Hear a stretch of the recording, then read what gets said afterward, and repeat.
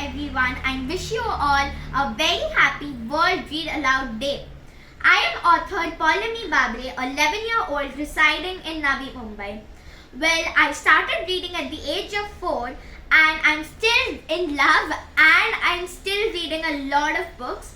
My hobbies include swimming, calligraphy, I'm a YouTuber too, and I also cook. I cook a lot. I love to cook and taste different dishes and cook different dishes.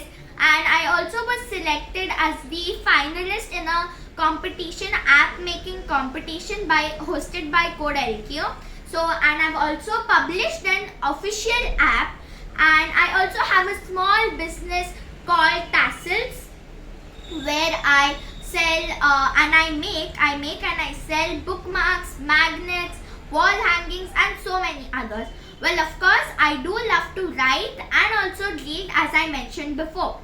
So as it is World Read Aloud Day, I'll be reading a story from this book. Well, this is my first book, The Village of Manapparai, and this is my second book, which was released at the end of January, called the Super 7 Stories. Well, I would have read from this book, but it's a new book, so most of you may not have it yet. So all of you grab a copy and read it. Then I'll tell you the story from this book, because I don't want to reveal all whatever stories are there inside. Well, this book has been like a couple of months have passed after publishing this book. So I'll read a story from this book. Well, which story am I gonna read? Well, there's a story called Naughty Lalan Comes to the Village, and it's in big demand. People just love this story, and many people have told me that they really liked it. So I'll read the story from Ramesh uncle now felt that he had made a wrong decision by allowing Lallu's son Lalan to stay in the village. Uncle angrily thought, "That boy is nothing but a nuisance in the village. I can't even sit quietly for a moment, because every minute an innocent villager will be screaming at the top of his voice while running behind that good-for-nothing boy." At the same time, Yuba was having a discussion with her friends about that bossy Lalan. There were 4 of them: Radha, Sumi, Radha's cousin Reema, and the lovely detective Yuba. Reema, who had come to live in Manapparai, said, "This Lalan is so bossy and is always pulling my hair. He also pokes his long nose in others' matters." Rana, the potter's son, failed in his test and didn't want to tell his father. But alas, Lalan also studies in the same school and spread the news like fire around the village. Rana got an awful scolding from his father, but Rana caught Lalan and thrashed him badly. Reema was quite breathless after making such a big speech, as she was as shy as a porcupine by nature. Everyone muttered angrily under their breaths. Suddenly Yuba said, "There comes Lalan. Everyone hide before he sees us and tries to get information from us." Lalan, who looked like a mini version of his dirty father, came and thought, "I'm sure I saw those 4 catty girls here gossiping something or the other." So me, who was hiding behind a big water barrel, felt like shouting out that he was a liar, and in fact he was the one who was catty. After he had gone, Yuba, who had been positioned under a haystack, could see how far he was going, and when he was quite far, she threw some hay outside. This was the signal that the coast was as clear as crystal and they could all come out of their hiding places. Radha said, I think we should play some prank on him. I have one in mind. Should I tell you?"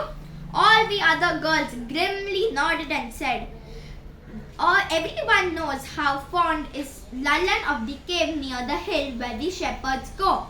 My plan is that we first take some wooden planks and nail them together. It will look like a wooden raft, but it's not for sailing. Instead, we will place it like a door with hinges. Next, a bucket of sticky and rotten honey will be hung inside the door, so that as soon as he opens the door, the honey will splatter on him. Once the door is open, there will be a tub of cotton. Fortunately, he cannot escape it. as he will be as blind as a bat because of the honey. Before we place the marbles, one of us shall polish the floor highly with polish so that whoever walks on it is sure to slip. Radha paused to take a long breath, and Reema, who was completely mesmerized by the plan, impatiently urged Radha to continue. Radha then again started. Now let me tell you what exactly is going to happen. One of us will go to Lalan and tell him that a door is made for the cave. As you all know, he wanted a door for the cave for so long. He will be so happy that he will come up to the cave. When he will open the cave, the honey will splatter on him and he blindly will walk to the cotton tub. The cotton will stick to the honey. The fun is not over yet because when walking straight, he will fall on the marbles and slip on the polished floor. With so much difficulty, he will come up again. One of us will stand there with a cupcake. But don't worry, it's not an ordinary cupcake because we'll fill the cup with shaped and hardened mug and the icing will be shaving cream. He will eat it and his face will be hilarious to look at.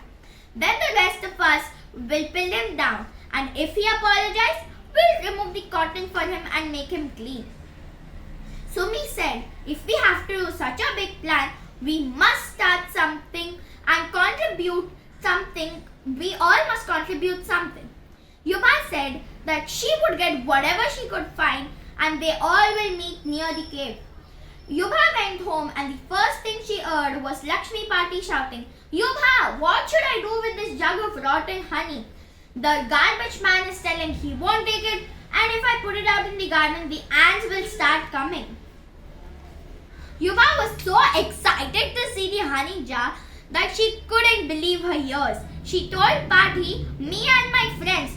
She did not complete the sentence because if she told her grandmother, she would definitely not allow to play the prank because lately Yuba had not been attentive in school and did not focus on her studies.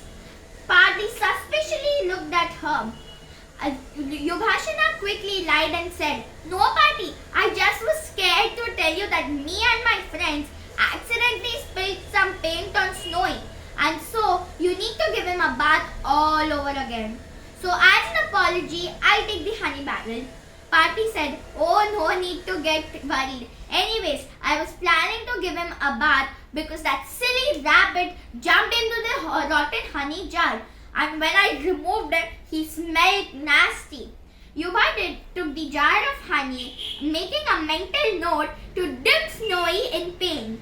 Then along with the cotton she found somewhere in the shed, she quickly ran off to the cave. She had to run fast because she was already late.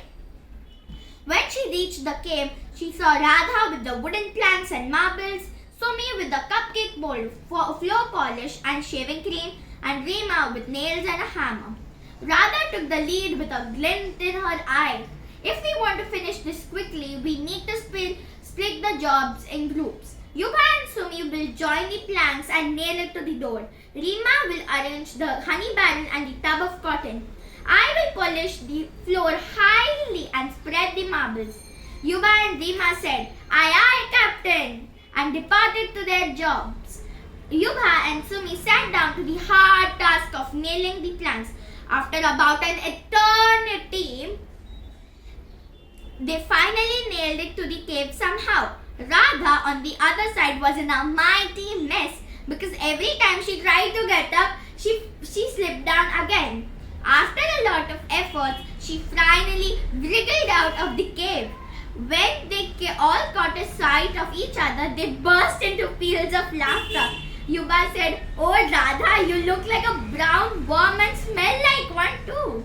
Radha retorted, oh Yuba, you are no less. You look like a pile of wooden shaving. Then they all sneaked back home, took refreshing showers and came back to the hill. Yuba and Reema would hide behind the cave and in the end pin Lalan down. Sumi would give him the cupcake and Radha would go and give him the news that a door had been made for the cave. Wow, seems exciting. Now let's see what exactly happens to their plan. As Yubha and Rima and Sumi had to come only in the end, the three of them hid behind the cave while Radha gaily skipped down the hill. Soon they heard Lalan running up the hill, but he did not know that he was in for a nasty surprise. As soon as he opened the door, the honey was all over him. Next, he crashed into the tub of cotton and they could see only two stubby legs poking out. Only one way or the other he managed to come out. But he was still half blind because a wad of cotton still covered his eyes partly. He took a step forward but slipped down on the highly polished floor. Well, Radha had done a good job. And started rolling like a slippery mango seed on the marbles. After many tries, he finally succeeded to come outside. There Sumati was standing with a cupcake that looked quite delicious. He held it out to him. Being a gluttonous boy, he gobbled it up. The look on his face was enough for Yubha and Rima to stuff their handkerchiefs in their mouths to stifle their laughter. Quickly, Radha and the other two girls pinned them down. Yubha said, I know he would make a fuss, so I brought a dirty sock too. Then he gave him a warning. I hope you have a taste of your medicine. Before you ever trouble an innocent villager, remember what the consequences are. Lalan nodded and tearfully said, I'm extremely sorry. Before the girls could help clean up, Lalan fled down the hill. Radha started laughing. As her laughter was infectious, the other girls also started guffawing. They returned back to the Sarpanch's house to inform him of their plan. Ramesh uncle was very pleased. Twirling his fine moustache, he said, You girls did a very good thing. But from next time, instead of handling everything yourselves, you should have asked us for help. The girls nodded obediently and ran off to play. Soon the whole village came to know about their prank and silently giggled whenever they thought about the prank. Ramesh uncle could now have peaceful afternoons on his rocking chair twirling his fine moustache. So this was the story of Naughty Lalan Comes to the Village, and I hope you all enjoyed it. And if you want more stories like this book is of 10 stories and I read out one to you. So buy the book for other 9 stories. And for the suspense and like to know what stories are there in this book, do buy this book and check it out. And then next time I'll meet you with reading another story from this book. So signing off, Paulomi.